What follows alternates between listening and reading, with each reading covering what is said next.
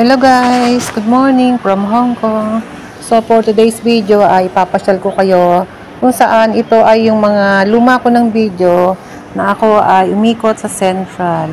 So dito nga pala guys, February itong video na to na tinake ko itong video na to nung February pa. So nakita nyo naman meron ditong puso kasi nga yan ay during Valentine's Day. So, dito nga pala sa Hong Kong guys, ay sineselebrate din nila ang Valentine's Day. So, ang mga mag-asawa dito, ang mag-boyfriend ay nagbabatian din at nagbibigayan ng mga bulaklak at regalo. So, dito sa Central ay meron lang akong kinuha dyan. Siyempre pa, pag Sunday, meron tayong mga aktibidades. At dito, papakita ko sa inyo na ang mga Pilipino dito na mga domestic helper ay sobrang aktibo at buhay na buhay ang kultura. Kung saan pinapakita nila sa mga kababayan natin at sa mga locals dito at iba pang mga lahi kung ano yung ating mayamang kultura. So mamaya papakita ko sa inyo yung sa may Exit E at Exit F kung saan nagaganap ang isang pagtitipon ng mga kababayan natin ng mga tiga Mountain Province. Ito yung mga tiga Cordillera. So, napapansin ko lang guys, yung mga tiga Baguio, tiga Cordillera, Kalinga, ganun, marami silang mga event dito. So, napaka hilig nila or napaka galing nila sa pa-participate sa mga ganitong mga events. So, during araw din ng kalayaan, ang ating konsulado ay nagkakaroon dito ng mga celebration, ng mga programa para naman magkaroon ng mga showcase ng ating mga iba-ibang lugar kung saan pinapakita natin yung ating kultura bawat rehiyon. So dito guys, imikot-ikot muna ako sa Exit K. Siyempre pa, kailangan dyan gawin ko muna yung aking obligasyon kasi nga po ako ay merong mga tinitinda. So, dito, kinuha ko muna yung mga kailangan ko kuhanin and then bago pa ako mag-ikot-ikot dyan. And then, syempre, bago pa ako umikot-ikot, ay minimake sure ko na nakakain ako. So, dito nga pala sa Central, marami kang makakainan. So, marami tayong mga kapwa Pilipino na OFW na nagtitinda rin sila. So, meron naman akong suki na alam ko malinis talaga yung gawa niya, kaya doon ako lagi nabili. So ito na pala yung sinasabi ko sa inyo isang okasyon dito. Ito yung isang okasyon ng mga vlogger dito kung saan ay nagbibigay sila ng mga payo at mga nag-guide sila sa ating mga kapwa OFW dito sa Hong Kong. Ito nga pala yan si Inday Ibong Adarna yan. Sikat yan dito sa Hong Kong guys. Kung kilala niyo siya, shout out sa ating Inday Ibong Adarna, si Miss Arinola. Si Arinola Queen. So, dito naman yan, nakikita nyo nakakulay violet ay si Sir Brian. So, isa rin yung sikat na vlogger dito sa Hong Kong. So, sila yung mga nakatulong sa mga kababayan natin dito. Magpasaya. Kasi yan si Inday Ibong Adarna ay na comedy yung kanyang tema sa kanyang mga vlogs. At, syempre, meron ding mga payo para sa mga kahit mga baguhan or mga datihan na dito sa Hong Kong is humingi pa rin ng mga payo at paggabay sa ating mga kababayan na mga nasa social media. So dito naman yung mga kababayan natin na mga masasabi ko na mga volunteers, may mga kaalaman sa katulad nito, nagbibigay sila ng mga libreng serbisyo katulad ng pag-blood test, blood pressure test kung saan ito ay binibigay ng libre sa ating mga kababayan. Then meron din sila dito no isang beses, kung di ako nagkakamali ay pagtetest ng sugar, ng glucose. So kung meron kayong nararamdaman na parang may suspect na kayo na o hinala sa katawan nyo na kailangan nyo ma-check yung inyong sugar. Kung meron kayong makitang mga ganito na mga activity ng ating mga kapwa Pilipinong OFWs, i-avail nyo kasi yan naman po ay binibigay ng libre ng ating mga mababait na mga kababayan dito sa Hong Kong. So ito, bumalik nga pala ako doon sa lugar na kung saan ako yung na-amaze dyan sa naka floating na heart na balloon. So, yan nga pala guys, kasi dito ang gobyerno ng Hong Kong, meron silang mga ginagawang mga pagpapayaman din ng kanilang atraksyon katulad sa mga turista. So iyan guys, ang pagkakaalam ko, nabasa ko kasi sa isang FB post nila na nilagay nila sa iba-ibang lugar yan dito sa Hong Kong kung saan nagiging attraction ng mga locals at ng mga tourist. So syempre pag may mga ganyan, pupuntahan yan. So ayan, isa yan sa mga programa ng mga dito, mga tiga-government ng Hong Kong. So marami yan sila, marami silang mga pakulo. Kung upon recording itong ating audio o yung voice record ko dito, April na ngayon guys. So ito ay February. So ngayong April ang ginagawa nila since na nagkaroon ng Sunday na Easter Sunday. Ang alam ko, ang ginawa naman nila dito na pakulo or promo ay yung tungkol doon sa mga eggs na nilagay nila sa Admiralty.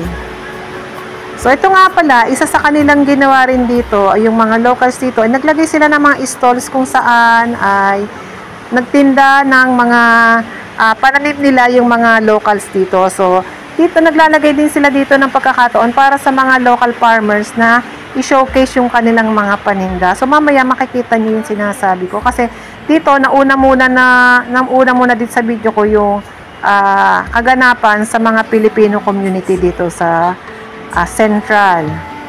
So next video ko mamaya pa pala yun. So kasunod na nito yung namang mga locals dito na mga farmers ay nag-showcase ng kanilang mga pananim. So mamaya papakita ko sa inyo yun.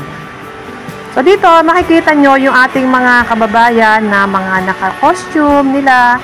So meron silang mga presentation na gagawin. So nga lang, hindi ko na yan napanood, hindi ko na mapapakita sa inyo. Pero napapractice sila dyan.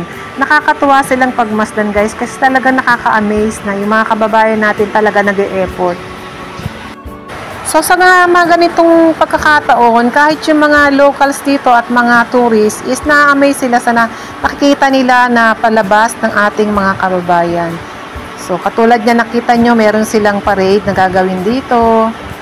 And then mamaya makikita nyo dyan sa video ko na natuwa talaga ako kay sis na nagpa-practice siya habang nakapila yung mga kasama niya. So ito na nga pala yung sinasabi ko sa inyo. So meron silang nagpa-practice dyan na kasama nila. Ayan o, diba? Kung saan, yan makikita mo lang yung mga ganyang mga activity kung ikaw ay pupunta ng Baguio. So dito, kahit nasa Hong Kong ka, makikita mo pa rin yung kultura ng mga kababayan natin sa upland or sa mountain province katulad ng Cordillera, Baguio, or kung saan sa iba pa mga lugar doon sa ating kababayan sa mountain province. So ito na nga pala yung sinasabi ko na mga tinda ng mga locals. So makikita niya talagang fresh yan, fresh from the farm, kumbaga. So ayan, yan na nga po. So hindi ko lang sure dito, parang napagsama ko yata yung video dito ng dalawang event na magkasunod na Sunday. So pinagsama ko na lang kasi gusto ko lang naman ipakita sa inyo kung ano yung mga ginagawa ng mga kababayan natin at pati ng mga locals dito during Sunday. So, ayan, pakita ko sa inyo kung ano yung mga tinitindan lang. Gaganda guys, ang gaganda. Sa sariwa ng mga gulay. Grabe talaga. Hindi ako makabili kasi alam nyo naman pag sinabing organic.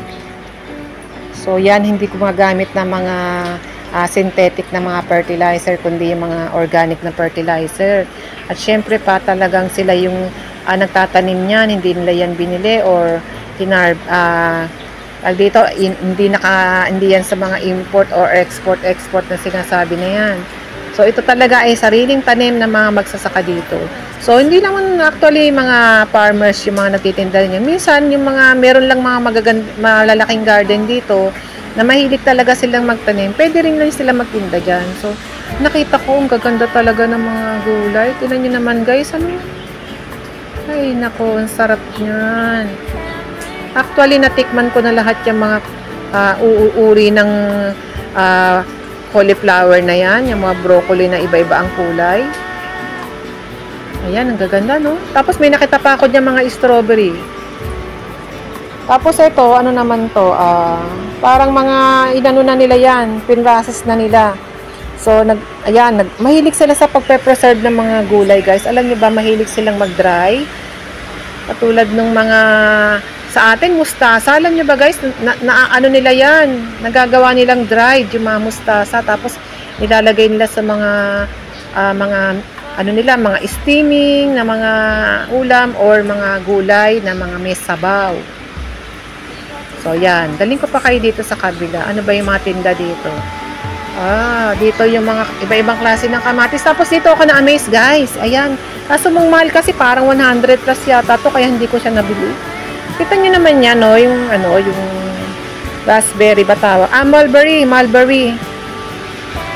Mulberry yan, guys. Ang haba, no? Ay, medyo namahalan kasi ako. Alam nyo naman. Siyempre, natitipid ako. So, hindi ko yan nabili. Try akong maghanap niya na kahit hindi organic, siguro sa palengke. Pag nakita ko ng ganyan, talagang bibinhiin ko yan. Tapos ito naman yung iba pang mga pwesto dito. Ang ganda, no? Kahit nyo naman yun, no? Sa atin, di ba yung broccoli, kulay green lang. Dito, merong kulay yellow, merong purple. Iba-ibang kulay, guys. Ano? Nakakatuwa. Tapos, ayan, ito pa yung sa kabilang pwesto naman, mga green leafy vegetable. Ang laki-laki ng mga ano nila, sibuyas. Ayan. Ayan yung sinasabi ko. Yan, paborito ko yun eh. Kalimutan ko na tawag dyan sa, ano na yan, sa gulay na yan. So, dito pabalik na ako sa exit K. So, ayan guys. So, yun lang yung share ko sa inyo sa araw na to, sa video na to. So, ito naman yung mga oyster mushroom, kung di ako nagkakamali. Pero iba-ibang kulay. Sa atin yan, white lang yung nakikita ko dati. Ayan, diba? Masarap yan, guys. Mayaman sa, sa protina. Kasi, para na rin baboy, para na rin karne raw ang niyan. Ang benefit sa katawan niya, para ang kumain ng karne. So, yun lang pala ang aking video for today, guys. Hanggang dito na lang. Salamat sa inyong panonood. At least, kahit paano na ipasyal ko kayo dito sa Hong Kong kung anong itsura namin during Sunday holiday. So, maraming salamat sa inyong panonood. Ingat po lagi, lalo na dyan sa Pilipinas, napakainit. Yun lang, guys. Thank you for watching. Bye-bye. Take care, everyone. Keep safe. God bless. Ingat po.